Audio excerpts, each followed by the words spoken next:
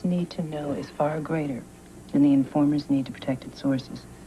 Therefore, I am ordering the writer of the article, Michael McCorkindale, also known as Carlos Trinidad, to reveal his sources. Thank you, Your Honor. I used 3 sources. Marushka de Leon, the Danny Diamond Publicity Agency, and I don't know the name of the third guy. What do you mean you don't know his name? Well, we met in a parking lot. It was dark. Are you telling the court that you wrote a story portraying Brad Fix as an active homosexual, and you don't even know the name of one of your alleged sources? Objection, argumentative. Overruled. The source called me. Well, how did you know this guy was on the level? Oh, madam, I've been a journalist for 25 years. You get to know when people are speaking the truth. I know just what you mean. Why do you write under the name Carlos Trinidad? Objection, Your Honor. Witness can answer. It's a nom de plume. It's a common practice amongst journalists. Is it? Well, how many New York Times reporters write under a nom de plume? How many reporters for the Wall Street Journal? Ms. De Leon, Mr. McCorkindale has said that he paid you as a source for this article.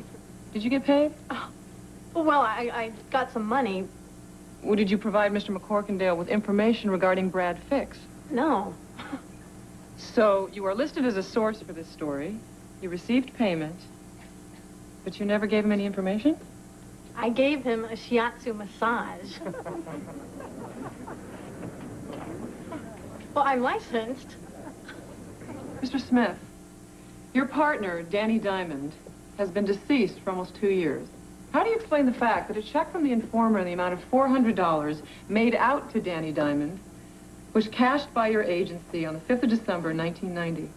I'm the executor of my partner's estate. I assumed it was a residual payment. Oh, that would make a great story for the informer.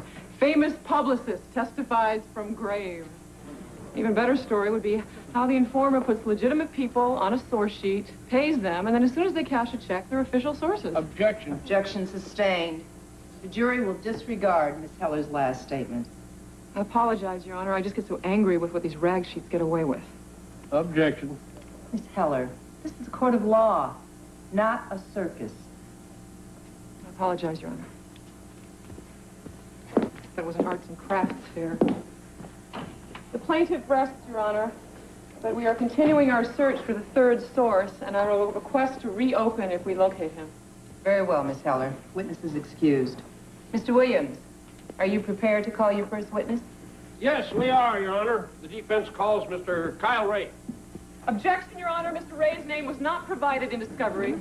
The defense has numerous witnesses, Your Honor. In the interest of letting these poor people go home, I'll have Mr. Ray on and off in no time. Miss Heller? Do you know him? Can Mr. Williams assure us that this witness is only being called to provide a foundation for documentary evidence? That'd be a reasonable assumption, Your Honor. Then proceed, Mr. Williams. Mr. Ray, will you take the stand?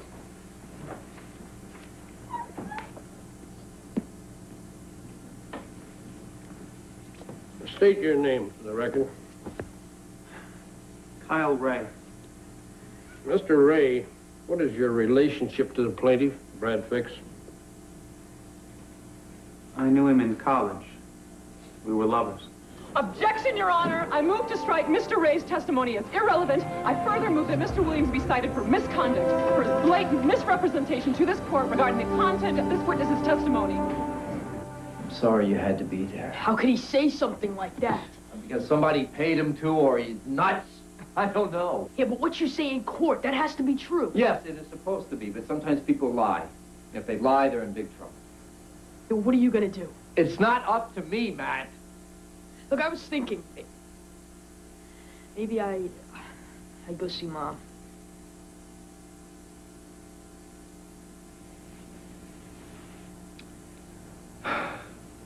She's not supposed to have you till Easter. Why? Why Easter? Listen, I know this has been difficult for you. Someone taped the article to my locker.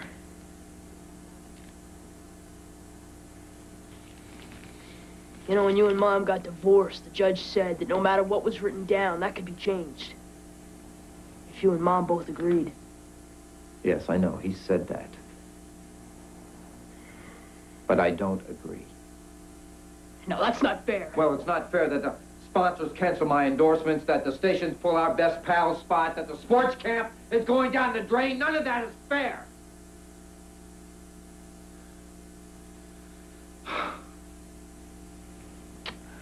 Oh, I'm sorry. I'm sorry. I don't mean to yell at you. I know you've been under a lot of pressure. If you want to go stay with your mother till this is done, then I understand. It's just that I don't want to go back into that courtroom without you.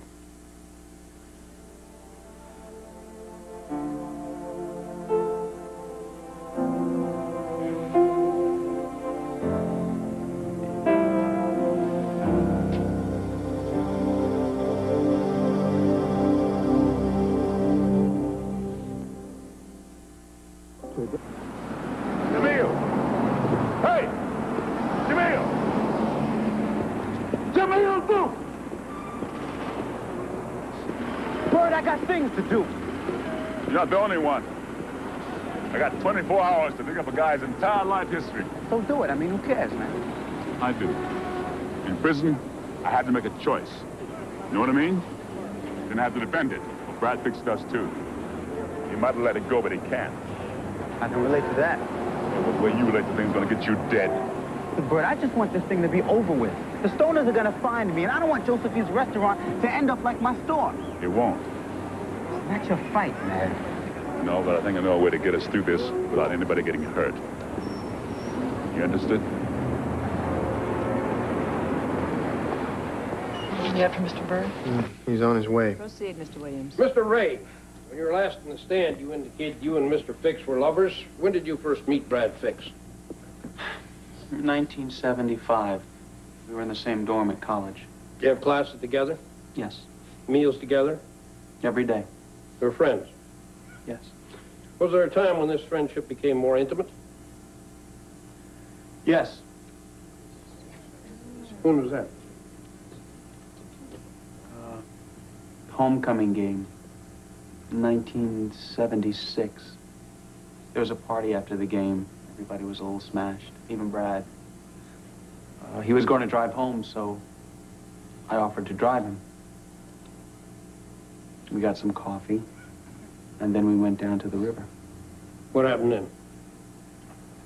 Well, I don't know what happened, really. We were just talking, and suddenly we were holding each other. So what happened next?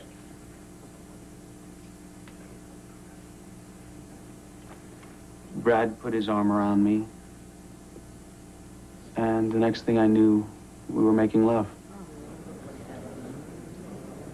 The guy is lying through his teeth. That's not the point. Well, then what is the point? The point is that they have someone up there who's saying that he was your lover. Now, look, the case is going really well, but if we don't take this guy out, if we don't completely destroy his credibility, people are going to walk away thinking that maybe some of what he said was true. Miss Heller? What have you got? Background information on Kyle Ray. Good. It's, yeah.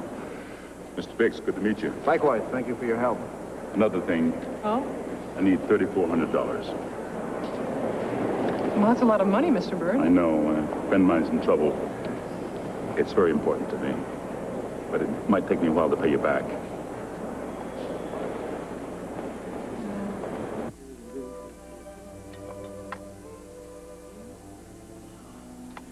Betty!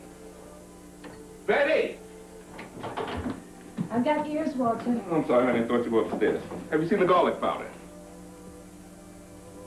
Who the hell are you? A friend of Jamil Duke's. I thought... He said he was a friend of yours from the Army. That's all right, honey. He's here on business. Business? Here? Don't worry about it. No, don't worry about it.